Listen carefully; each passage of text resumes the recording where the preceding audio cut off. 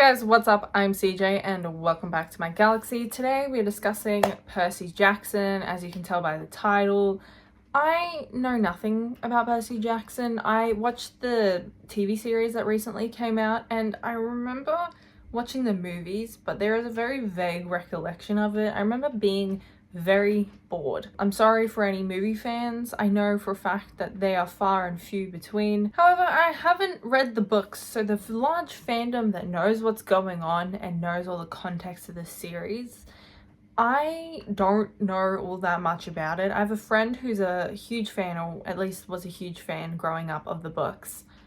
She used to write fan fiction about it, but we're not going to discuss that kind of fan fiction. You know what kind I'm talking about. And I'm not going to tell you if you don't understand what I'm talking about. But because I haven't read the books and I didn't like the movie and barely can remember it anyway, I can come at the TV series kind of from an objective viewpoint in a way. Not the most objective I could, but some aspects that you guys think are bad, I can tell you that they're not as bad as you think they are because you're expecting a lot from the books. It's like, I absolutely love The Hunger Games, so I'm gonna get mad about some things of the movie adaptation. It's gonna happen, and it's not a bad thing, but objectively, your reviews might be a little bit harsh. So let's discuss it. Before I start talking about my opinion on this TV series, I also wanted to mention that I know a lot of people are panicking about the series not being picked up for a season 2 yet. Everyone take a deep breath. You're gonna be okay. It's fine. You're gonna get a new season. Don't panic, because if you panic, you're going to scare all of the execs away from Disney and you won't end up with the series at all. So just take a deep breath, calm down, and just wait a little bit for it. Alright, let's start with what I first noticed about this series is that they're about 40-minute episodes, which I think is like the sweet spot for new modern media. A lot of movies are getting to about 3 hours long. A lot of films are an hour long now. Is that my cat? Can you guys see her? She's down there. Hello. You can see her little ears. Willow.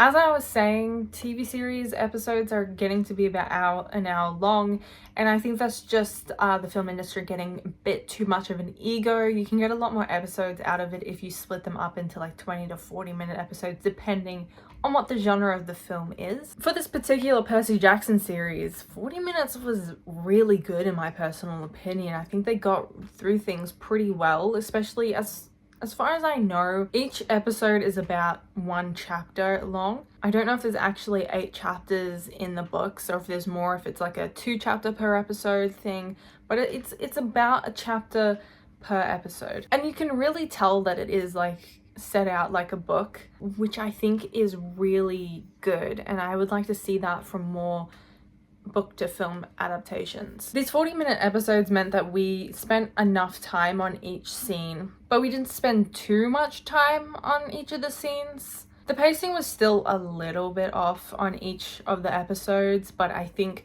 when you go from a book to a film adaptation, it's gonna happen anyway.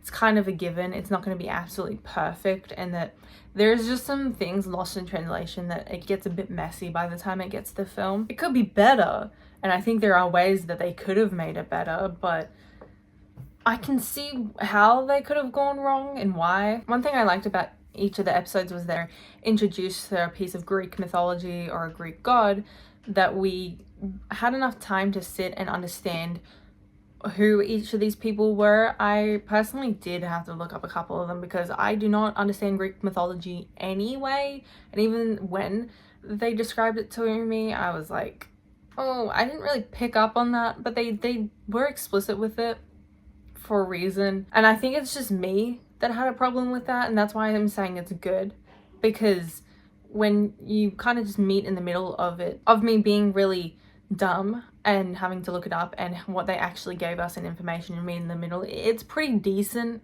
amount of exposition. Hopefully that makes sense. In my mind, it does make sense. With the point of exposition, I know a lot of people are complaining about this point, but I also have some information for you Americans that you need to understand for a second. So the exposition, there was a lot of it. I personally found that Annabeth was the exposition, and what I know about Annabeth as a character from the books, like, you know, what I've heard from like word of mouth. Annabeth is supposed to know all of these things, and that she is there to give us the exposition in the books as well. That she is very knowledgeable. She's the daughter of Athena. She acts that way because Percy needs a character to be able to tell him how this Greek mythology world works. And I think that's great. And it seems more like oh, what a coincidence that Annabeth knows everything. But storytelling wise, it makes sense. It's for young adults, this novel series. I don't see a problem with that. I actually personally liked it. It made me feel a little bit smarter when watching the series. And I know a lot of people are complaining about it because they're doing a lot of telling and not showing. But the thing is, with American media, it's very, very, very common. And I find it kind of funny that you guys are only just picking up on it in the Percy Jackson series, because I didn't really pay attention to the amount of exposition in this series because I'm used to seeing it in every other Hollywood film and anything that is American. You guys are kind of I don't want to say stupid, because that is kind of rude. I want to say you guys culturally need things told to you very explicitly, and it's why you guys don't understand a lot of media outside of the US, because culturally your media is so different and so explicit in Hollywood. The way you guys are watching Percy Jackson and complaining about the exposition and how do these guys know all of this and they're doing a lot of telling and not showing, that's how I watch a lot of American media, is that I see it and go, wow, they're really explicit with how they're explaining this. Why don't they just show us a little bit more? And it happens so much that I just don't complain about it anymore. You just get used to it eventually. I would say it's probably not the fault of Rick Riordan? I don't know how to pronounce his name. Uncle Rick apparently is what the fandom calls him, which I think is absolutely adorable. Uncle Rick. Apparently, I would say it's not his fault or even the director's fault. I would say it's probably Disney's fault because they're so accustomed to that Hollywood filmmaking. The Percy Jackson film has, because of this Hollywood filmmaking, has been kind of Disneyified in that way, and I have seen a couple of people talking about that. It's unfortunate, and that it could have been better at showing a lot more of what the Greek gods are about, but it's a lot more common than you guys are acting like it is. And I'm really sorry to be the person to break it to you Americans. You guys don't like media that is implicit, unfortunately. And that's a generalization. It's not all of you guys, but from what I've noticed, it's most of you. Which isn't a bad thing, it's just the way you are raised as a nation. And the media you're raised on. As for the characters themselves, loved Percy and Grover. I loved the trio as a whole. I think they were really cute. Percy being a sass mouth. I love that Walker Scobell, I think his name is. Scobell? Something like that. I need to get better at people's last names. Walker was probably the best choice for Percy Jackson. In any universe, I would choose him to be Percy Jackson. Absolutely love that. Grover being this like environmentalist and loving animals, in that one scene when they were going to the Lotus Casino, I got it right eventually, when he was saying that they'd be fine, it's all good, and Percy was like, the people, and he was like, well, I don't know, but the animals will be great. Love that. Feel that in my environmentalist heart. I love Grover. He's my favorite so far.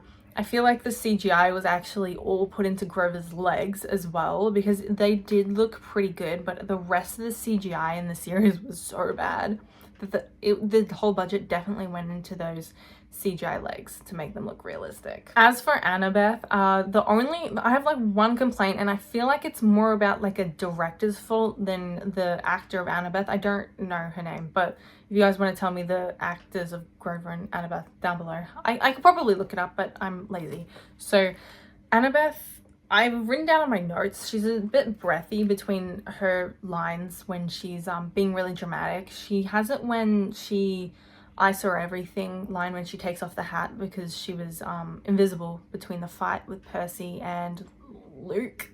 Is that his name? I think so. See, I barely know anything about this series, so just don't take my opinion too seriously. But as with Annabeth, that was just a little bit of a tiny complaint, and it felt really dramatic, unnecessarily dramatic, and it just took away from the whole scene being dramatic. But other than that, I think she's like a perfect choice for Annabeth. I really love how I noticed apparently Percy has dark hair in the books, and Annabeth is like this ditzy blonde, but not really ditzy. She's taken as ditzy, but she's actually like really smart. I like that they essentially swapped Percy and Annabeth, that Annabeth has the dark hair, Percy has the blonde hair, and I think that's a really cute swap. And I've seen some people saying like in another universe sort of edits, and it's like, oh, it's so cute. I love it, and I can't wait to see if they renew it for another season, which I hope they do, because I actually really enjoy this series. I'm really excited to see their more romantic relationship develop. At the moment, from my personal opinion, I do think that they look more like a friendship, and I think you guys saying like all of this like cutesy moments, I'm not going to take away from you, because they are really cutesy moments, but they seem more like a friendship right now rather than a romantic relationship, and you guys are like getting ahead of yourselves a little bit. And I have heard that Annabeth had a crush on Percy since they were 12. So yes, she's developing a crush here. And you can see that, however, their interaction is like, Annabeth has never felt close to someone before and had that sort of friendship where she's had this like real connection, and this is the first time that she's felt it. So her, Percy, and Grover are all, it's all very new for her, and I think that's really cute, and that's where those interactions are coming from. I can see where she could have developed a crush because of that, but those interactions are giving like, at least at the beginning of the series, maybe not so much at the end of the series, but at the beginning of the series it was like really cute friendship. I know a lot of people are gonna hate on me for that opinion, so I'm sorry. Be respectful in the comments. You can yell at me in all caps as long as you say no hard feelings though at the end of it, you know. I don't know. And the trio actually acts a lot like 12-year-olds. I think with the action scenes that I've seen a lot of people complaining about, that there's not enough action for them, and I understand that some people are really into action movies. I personally am not as much into action movies, so I didn't see how it was bad. They were acted like 12-year-olds, essentially, that these like big scary adults are attacking them in a world that Percy doesn't understand all that much. The fight scenes made sense. They were defending themselves rather than going into a fight for themselves, you know, actively choosing to go into a fight. I just think it's really obvious that they're 12, not like 16 like a regular young adult novel. I do, however, wish that we'd spent more time on each god, each mythical creature, because there felt like it was just, that was one of the most rushed parts of the series, that I felt like I didn't have enough information on anyone except for Poseidon. As someone who didn't grow up absolutely obsessed with Greek mythology, I was one of those girls who was more into dinosaurs. I don't know why. That's just the one I leaned more into. I was more into like paleontology and Jurassic Park and stuff. Not really into Greek mythology. Also English monarchs and European monarchs. I don't know what that was all about. And Pompeii. I really loved Pompeii. I'm getting off of track right now. I would have really loved to see a little bit more on Dionysus and a little bit more on, I don't even remember his name, but he was the one that was married to Aphrodite. He was the one that, it was his domain where Percy turned into gold. I wish we could have seen a little bit more information on him. I also feel like Ares, I could have had a little bit more information on Ares as well. I think there was a really good characterization of Ares. However, I just didn't understand him and what his role was. I know that he's the god of war, obviously. He said that multiple times because he's got an ego. See, characterization right there. But I didn't understand his role in the family, I guess. And there was a lot of talks about family, but I wasn't seeing a lot of how they actually act as a family or a family. And along those lines, I also know that a lot of people have been saying on social media that when people say that Annabeth and Percy and all those kids are technically cousins and half siblings and whatever, they apparently the gods don't actually have DNA the same way people do in the series, and I feel like they could have explained that a little bit better in the series, whether or not they want to like say that. I think they would have in future seasons a chance to bring it up again if they would like just pop a line in there with Percy saying, you know, isn't it weird that we're all kind of related? And I know Aries even referred to them as all family, which was really weird. And I think that one god that I don't remember the name of, where Percy turned to golden, he also referred to them all as family. Once again, really weird that they're all family and they didn't explain the DNA thing.